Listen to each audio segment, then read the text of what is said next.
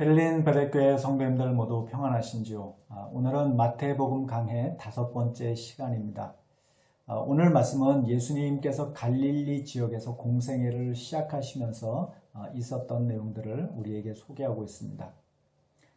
먼저 본문의 배경적인 상황부터 잠깐 말씀을 드리면 12절 말씀해 보시면 예수님께서 요한이 잡혔다는 소식을 들으시고 갈릴리로 물러가셨다는 말씀이 있는데요.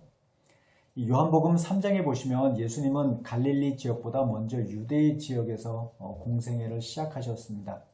그래서 예수님은 유대 지역에서 제자들과 함께 사람들에게 세례를 베푸셨죠. 그런데 예수님께서 세례 요한이 헤롯에게 붙잡혔다는 소식을 들으시고 나서 유대 지역에서 갈릴리 지역으로 물러가신 것입니다. 이곳은 예수님께서 신변의 위협을 느끼시고 유대 지역에서 멀리 떨어진 갈릴리 지역으로 가셨다는 사실을 의미하고 있습니다. 그래서 예수님은 이때부터 주로 갈릴리 지역을 중심으로 해서 활동하시게 됩니다. 이어서 13절에 보시면 예수님께서 나사렛을 떠나서 스불론과 납달리 지경 해변에 있는 가버나움으로 가서 사셨다는 말씀이 있는데요. 이 나사렛은 예수님께서 어릴 적부터 사셨던 고향이었습니다. 그러나 나사렛은 너무나 외진 곳에 위치해 있는 데다가 사람들도 그렇게 많이 살고 있지를 않았습니다. 반면에 가버나움은 갈릴리 호수 북서쪽에 위치하고 있었고 또 교통의 요충지라 가지고 사람들도 많이 살고 있었고 사람들의 왕래도 많이 있었습니다. 그래서 가버나움에서는 무역 활동도 활발하게 이루어져 가지고 이곳에는 세금을 징수하는 세관이 있을 정도였죠. 예수님의 제자였던 마태가 바로 가버나움에 있는 세관에서 일을 했던 셀이었습니다. 또 갈릴리 지역은 과거 여호수아 시대 때 스불론 지파와 납달리 지파에게 분배가 된 곳이었기 때문에 13절 말씀에서 이렇게 스불론과 납달리 지경 해변에 있는 가버나움 이런 식으로 표현을 한 것입니다. 그래서 예수님께서 고향인 나사렛을 떠나가지고 가버나움으로 가서 사셨다는 말씀은 예수님께서 사람들이 많이 살고 있는 그 가버나움을 이 베이스 캠프로 삼고 본격적으로 공생애를 시작하셨다는 사실을 의미하고 있습니다.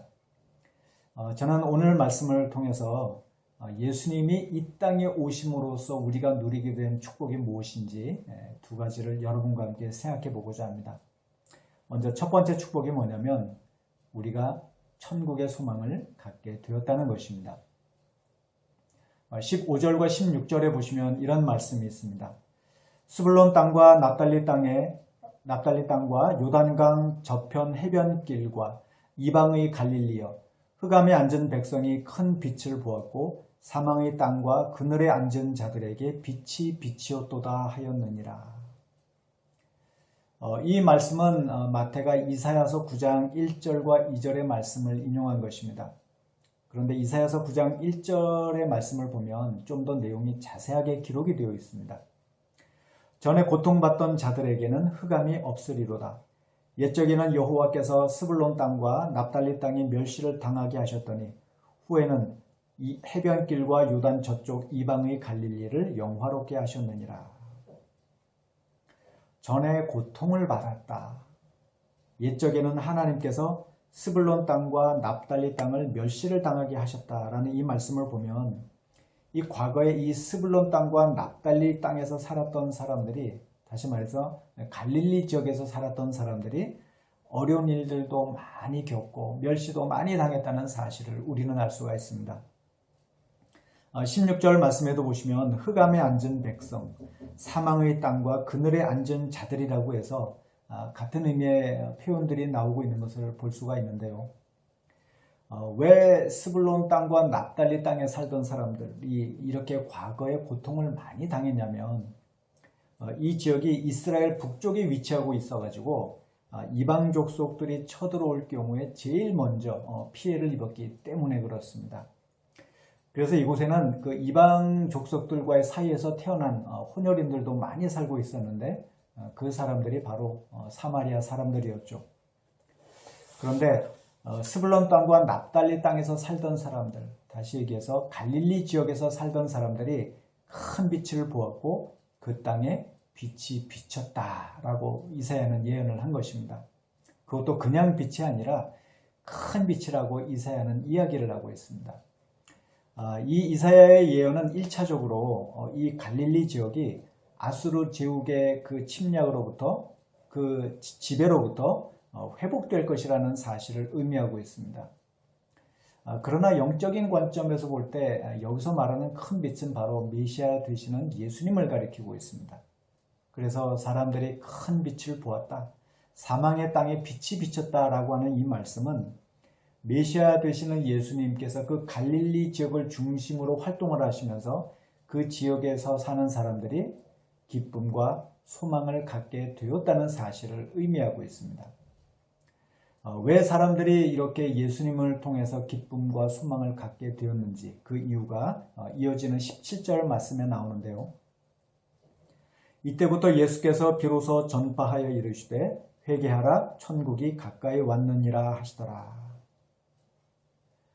예수님은 사람들에게 천국이 가까이 왔다고 말씀하셨습니다. 천국은 곧 하나님께서 다스리시는 하늘나라를 가리키고 있죠.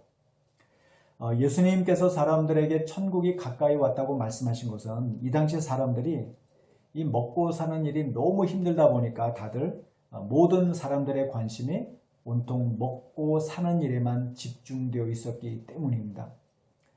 특히 이 당시는 이스라엘이 로마의 지배를 받고 살다 보니까 이 로마 정부의 과도한 세금 징수로 인해 가지고 이 대부분의 사람들이 생활이 많이 어려웠습니다. 이 당시 로마 제국은 각 식민지들마다 거두어야 될 세금의 액수를 미리 정해 놓았습니다. 그리고 로마 정부는 그 각 식민지마다 파견 나가 있는 로마 그 관리들을 통해 가지고 그 정해 놓은 액수만큼 세금을 거두게 한 것이죠. 또 세금을 거두기 위해서는 현지인들의 도움이 필요했습니다. 그 사람들이 바로 마태와 같은 세리들이었는데요.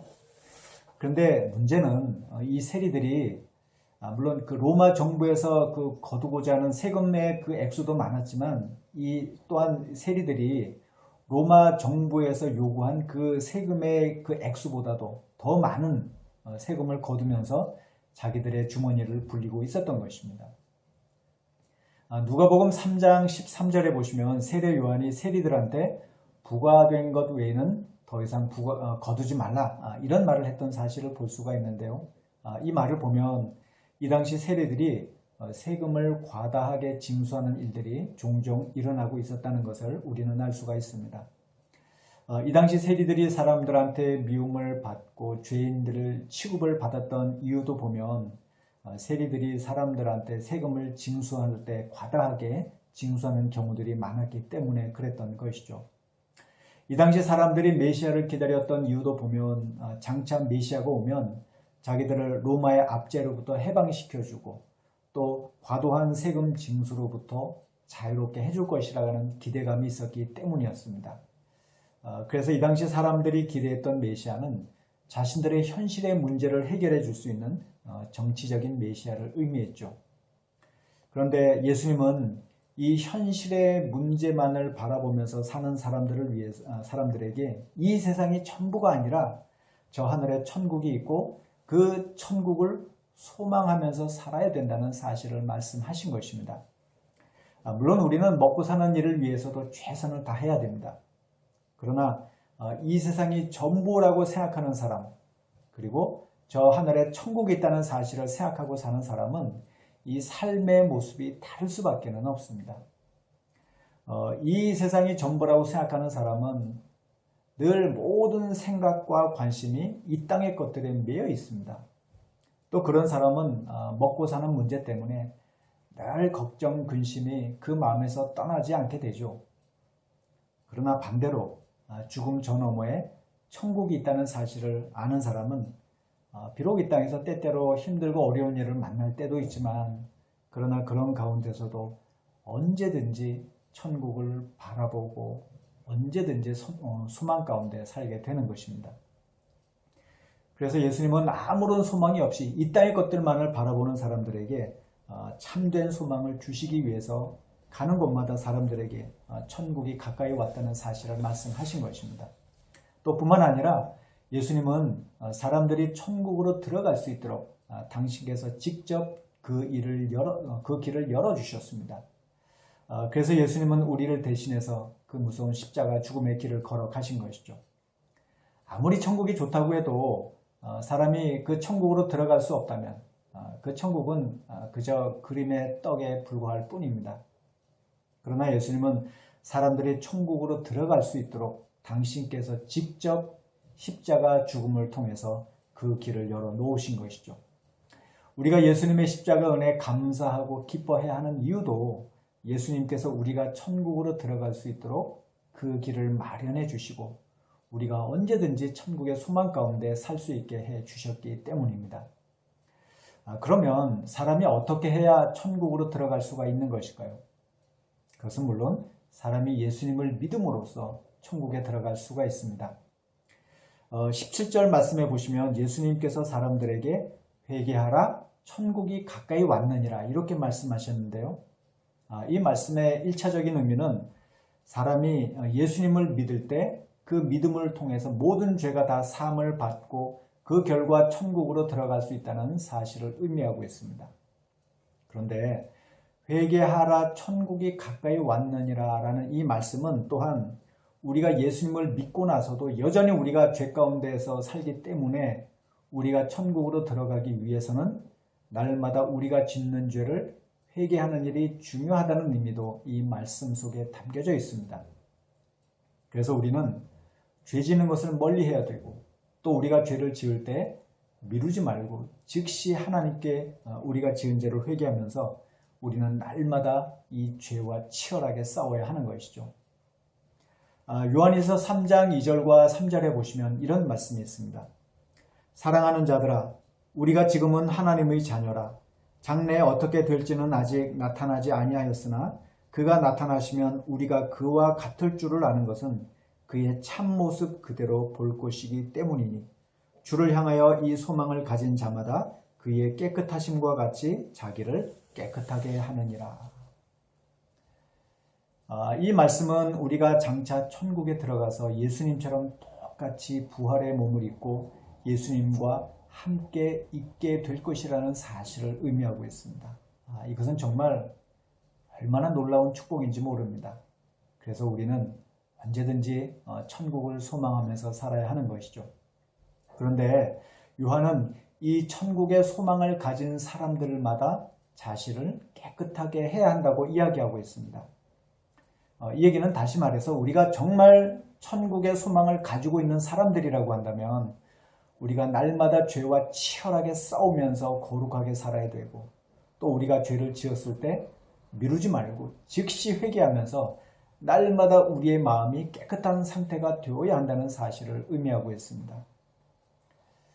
그런데 또 우리가 이 천국과 관련해서 알아야 될 것이 뭐냐면 우리가 천국으로 들어가는 것은 장차 미래에 일어나게 될 일이지만 그러나 우리가 이 땅에서부터 천국의 축복을 누리면서 살 수 있게 되었다는 것입니다.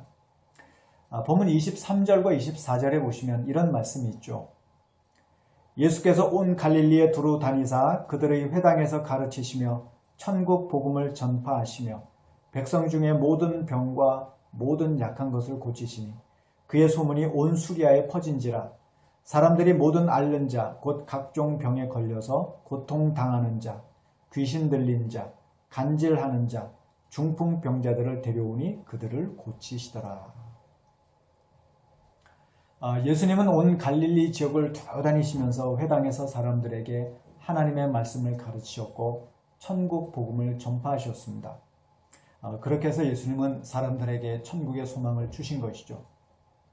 그런데 또한 예수님은 사람들의 모든 병과 모든 약한 것들도 다 고쳐주셨습니다. 지금 여기서 말하는 모든 병과 모든 약한 것들은 육체적인 질병뿐만 아니라 마음의 병까지 다 포함을 하고 있습니다.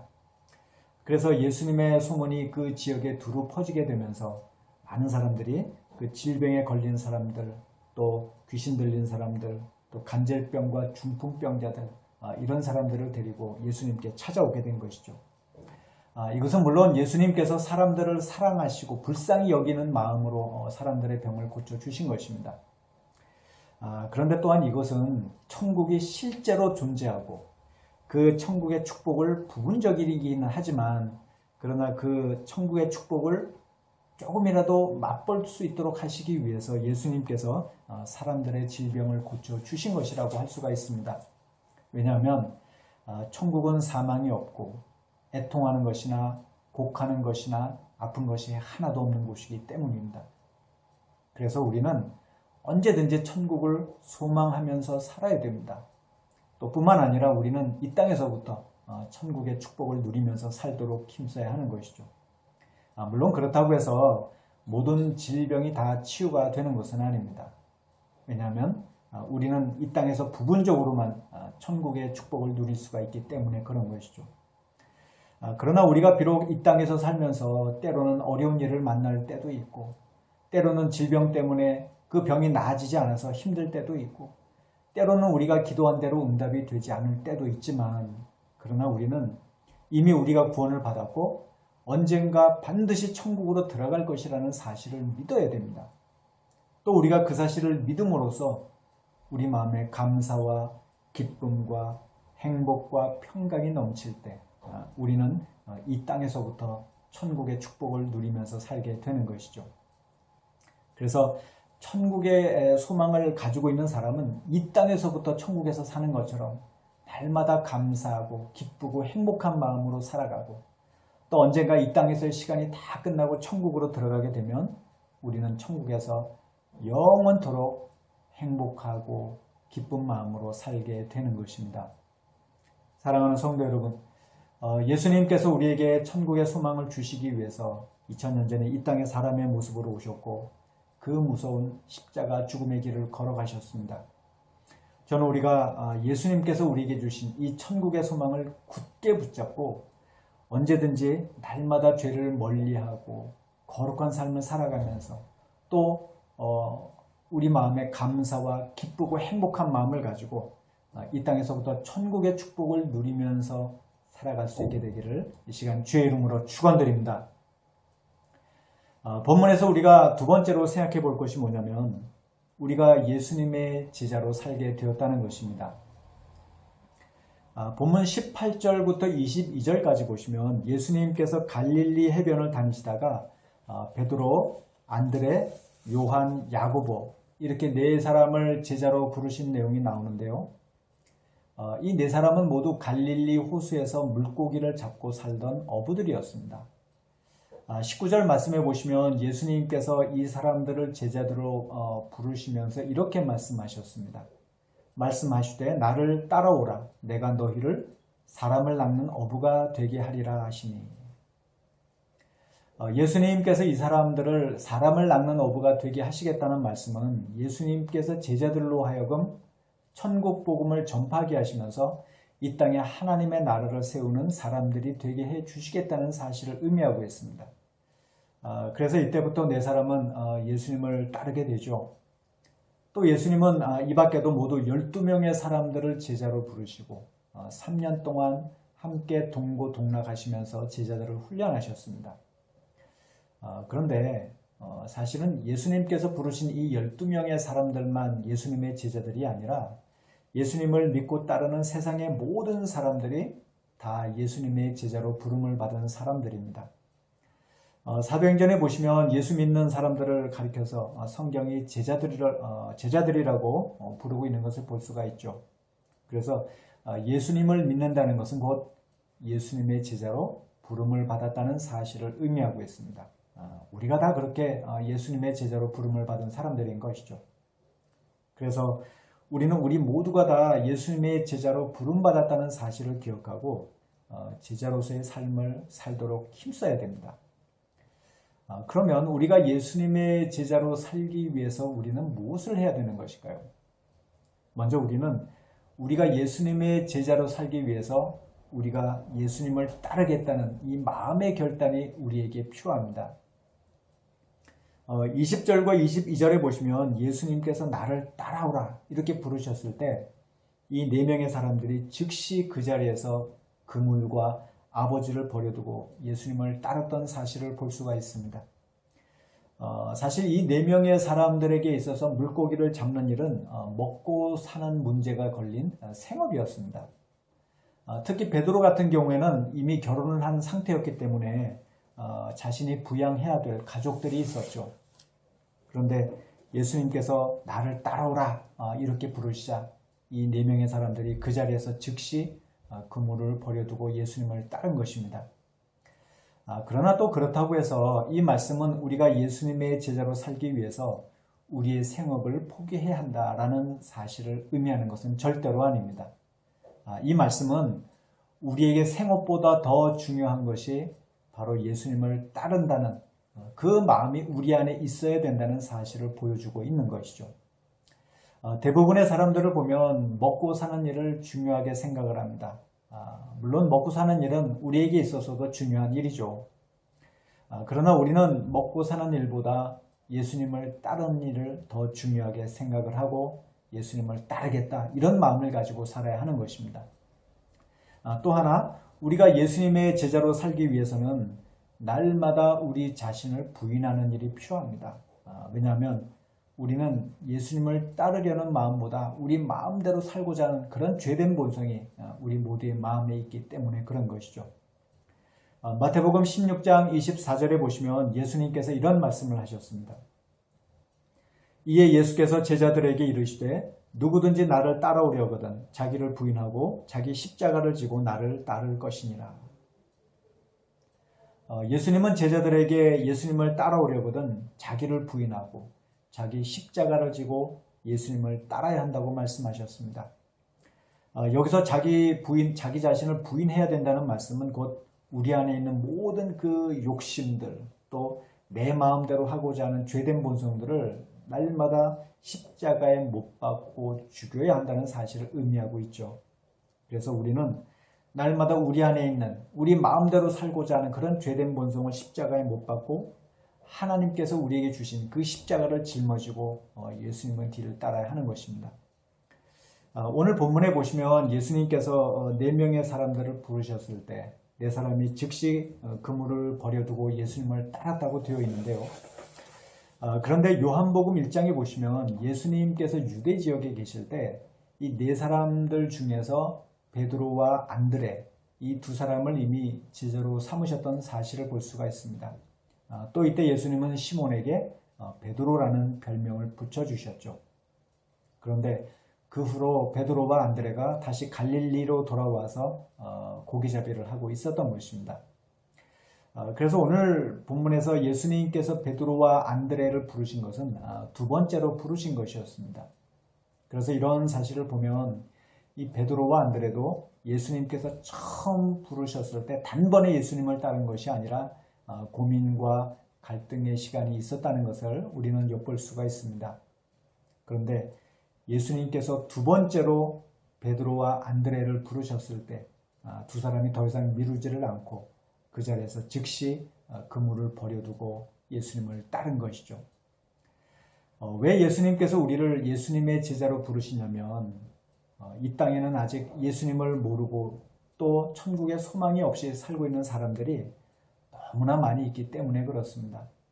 그래서 예수님은 우리들을 통해서 우리 주변에 아직 예수님을 모르는 사람들이 예수님을 믿고 예수님을 만나고 천국의 소망 가운데 살 수 있기를 바라셔서 우리들을 예수님의 제자로 부르시고 예수님의 제자로 살기를 바라고 계시는 것입니다.